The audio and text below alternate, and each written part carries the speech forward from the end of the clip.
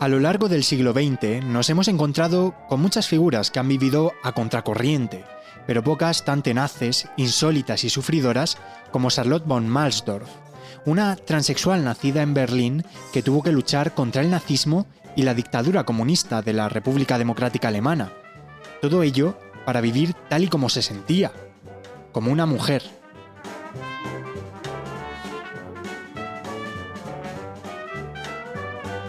ABC Podcast.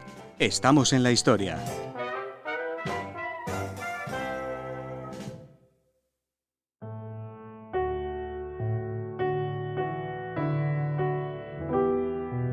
Charlotte nació con el nombre de Lothar y era hijo de un militar frustrado y violento que acabó convirtiéndose en un líder local del partido nazi. Sin embargo, aquel joven tuvo el valor de no esconder jamás su condición, a pesar de la violencia que se ejerció contra él durante toda su vida. Una vida de activismo en defensa de los derechos de gays y lesbianas que ella misma contó en su célebre autobiografía, Yo soy mi propia mujer, publicada en 1994 y reeditada ahora por la editorial Tusquets.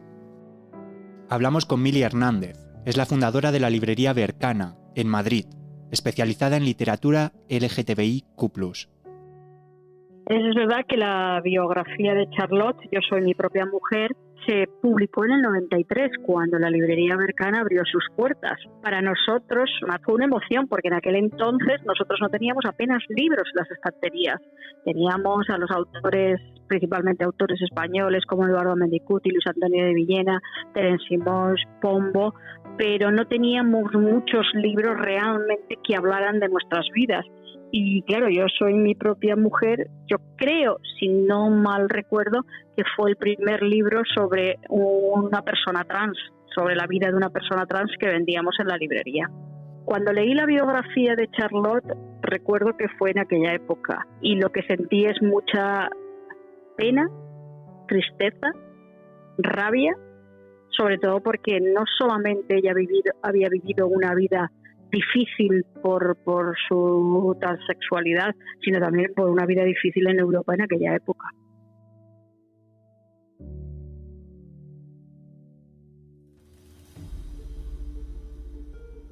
El padre de Charlotte se empeñó en convertir al joven Lothar en un aguerrido soldado nazi, pero él solo quería vestirse con la ropa de su madre, llevar delantal en casa y vivir a su manera. Así recordaba aquellos años en sus memorias, que escribió poco antes de morir a los 74 años de un ataque al corazón. Yo, de joven luchador, no tenía nada. Ni siquiera me sentía niño. ¿Qué va? Yo era una niña. De niño fui a un gran sarao al que asistieron damas y caballeros de alto rango. Las señoras distinguidas se habían arreglado por todo lo alto y lucían collares, cadenas y pulseras. Recuerdo estar sentado en el regazo de mi tía Annie, admirando sus vestidos y sus joyas, mientras me decía a mí mismo: soy una niña, y cuando sea mayor, pienso parecerme a estas señoras, moverme igual que ellas. Su padre, sin embargo, no se lo puso fácil. Cuando tenía 7 u 8 años, solía precipitarse sobre él, arrancarle los vestidos y gritarle enfurecido: ¡No eres una niña! Un día tendrás que ser un soldado. Convencido de que lo cambiaría, le sometió a un régimen severo de palizas y a un duro entrenamiento físico, con el único objetivo de que dejara de ser un niño sensible. Un día le tiró a un lago en pleno invierno para que aprendiera a nadar. Un desconocido le salvó de morir ahogado ante la mirada impasible del padre, que incluso comentó: ¿Cómo si lo mato? Al fin y al cabo puedo. ¿Acaso no soy el responsable de su educación?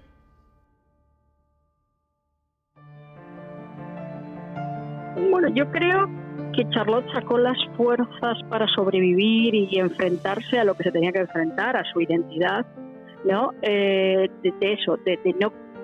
no estar a gusto en el cuerpo que ella existía, ¿no?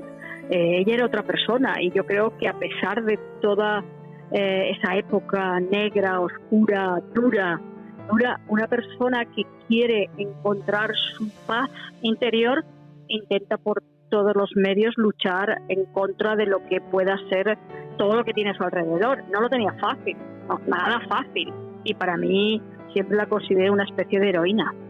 La madre de Charlotte también fue víctima de malos tratos. A los 6 meses de contraer matrimonio ya quería divorciarse, pero nunca se atrevió por miedo a las represalias. Un día de 1927, un tío de ella le envió una carta al padre de Charlotte en la que le comunicaba que su esposa quería el divorcio y que se tenía que ir de la casa. Cuando éste la leyó, bajó a la cocina hecho una furia y le gritó: ¡Como te divorcies, te pego un tiro! Aquel infierno se acabó una noche de 1944. El padre encerró a Charlotte en una habitación. Fuera se escuchaban los gritos de su madre, como tantas otras veces. Ese día, sin embargo, Charlotte consiguió escapar, armarse de valor y abrirle la cabeza a su padre con un rodillo mientras dormía. Tenía solo 16 años y en ese momento vestía una blusa azul y llevaba puestas varias horquillas en el pelo. Tras meses de pruebas psiquiátricas y pese a la benevolencia del juez, fue condenada a 4 años de prisión, pero tras la liberación de Berlín por las tropas soviéticas, fue puesto en libertad y pudo salvar su vida. Por un momento pensó que su vida se había solucionado con el final de la Segunda Guerra Mundial, pero nada más lejos de la realidad. Su vida en la Alemania nazi no debió ser nada fácil. No solamente tenía que lidiar con toda esa problemática de los nazis y la represión, sino también con el miedo a que pudiera sufrir toda esa represión en sus carnes. A ver, la llegada de la Alemania comunista tampoco ayudó a Charlotte, ¿no? No, a ver, estamos hablando de una persona transexual. Ni la Alemania comunista ni la América más liberal en estos aspectos toleran o hacen la vida fácil a las personas, han hecho la vida fácil a las personas transexuales, ¿no? Su vida, como la de muchas personas trans y muchas mujeres trans en aquella época, no era un camino de rosas, como se suele decir, para nada. Pasaban mucho miedo, sabían que en cualquier momento las autoridades podían tomar represalias en este caso sobre Charlotte y otras personas trans, ¿no? No, ni para nada ayudó la Alemania comunista, pero tampoco ayudaría a las personas trans la América liberal, ¿eh?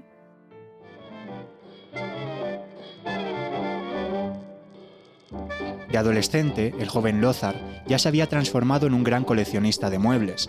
Se pasó muchas horas reconstruyéndolos y almacenándolos a escondidas en la granja de su tía Louise, su gran influencia.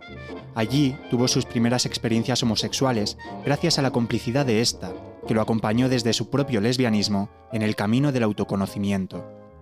Durante la Guerra Fría compaginó numerosos trabajos como traductora de inglés, ayudante de carpintero o camarera, pero su pasión por la restauración y el arte siempre prevalecía.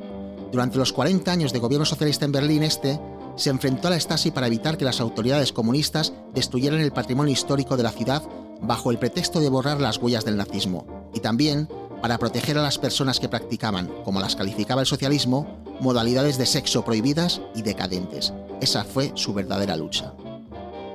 Yo creo que la valentía podía más sus ganas de sentirse bien, de sentirse mujer, que todo lo que le podía suceder por ello, ¿no? Entonces yo creo que yo destacaría la valentía y yo creo que en los últimos años ya la felicidad de haber podido conseguirlo. A ver, digo felicidad porque todas las personas todas las personas trans que llegan a vivir su transexualidad con toda normalidad se sienten muy, muy felices porque ese ha sido su anhelo durante toda la vida.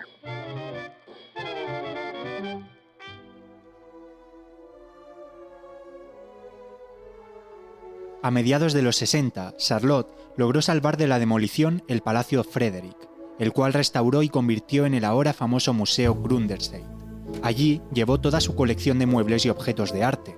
Al igual que sus anteriores casas, transformó el museo en un refugio para marginales de todo tipo: gays, lesbianas, prostitutas y pobres. A partir de 1970, la escena homosexual del este de Berlín tenía muy a menudo sus celebraciones y reuniones allí. En esa misma casa se encontraba una tarde de mayo de 1991. El muro de Berlín ya había caído. Estaba celebrando una de sus fiestas con un montón de amigos, en general gays y lesbianas de la escena de Berlín, cuando un grupo de 30 neonazis asaltaron el edificio armados con varas de hierro, pistolas de gas, munición pirotécnica y estacas. Así recordaba Charlotte aquel terrible día que decidió, tras superar los años del Tercer Reich y la Alemania comunista, abandonar su país definitivamente para refugiarse en Suecia.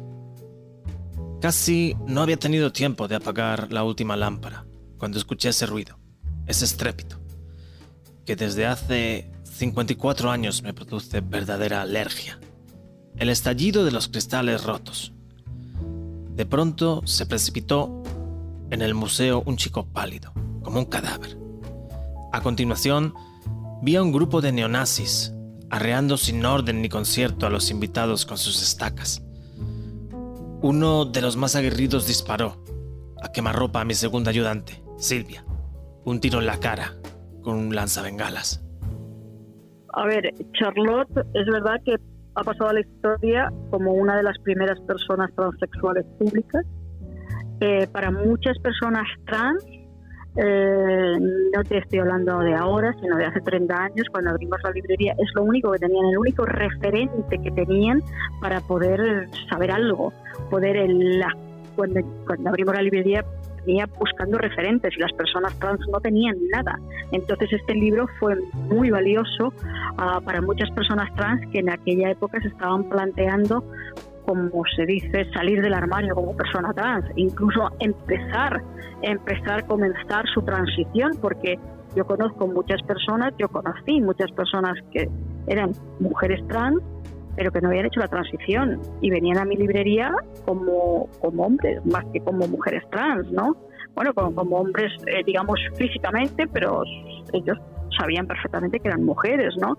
Entonces, para esas personas que en aquella época solamente tenían, no nos olvidemos que hace 30 años no había internet, ¿no? Que la única información que podían tener de estos temas era la literatura, porque el cine todavía tampoco trataba estos temas con toda libertad, ¿no?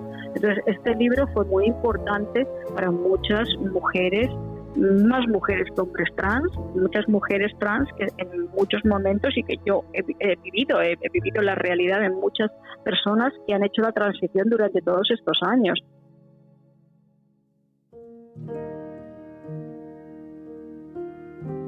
Un año después del asalto, residiendo en el extranjero, recibió la Orden del Mérito de la República Federal de Alemania, la única orden que se otorga en el país a personas que destacan por sus logros en la política, la economía, la cultura o el trabajo voluntario. Pero ni siquiera lejos de casa cambió de convicciones, tal y como él mismo escribió poco después. Siempre contarán con mi amor y mi ternura aquellos que tienen que defenderse de un mundo que les es hostil. Aquellos que, como yo, son marginados. Siempre tomaré partido por ellos, por las putas de la calle y sus sueños, por los chicos que se prostituyen sin tener siquiera edad para ello, por los maricas, los gitanos y, por supuesto, los judíos. En lo más hondo de mi ser anida un sentimiento de justicia y, lo que es aún más importante, me siento intrínsecamente afín a todos aquellos que se hallan al margen de la sociedad.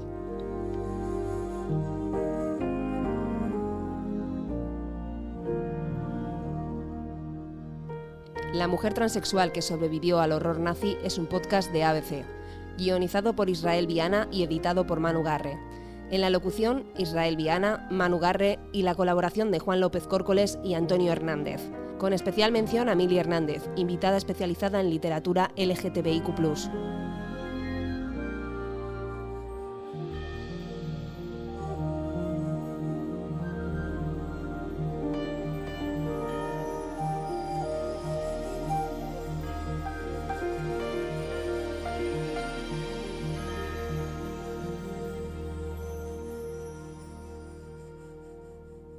Puedes escuchar todos los episodios en abc.es, iVoox, Wonda, Spotify, Apple Podcast y Google Podcast.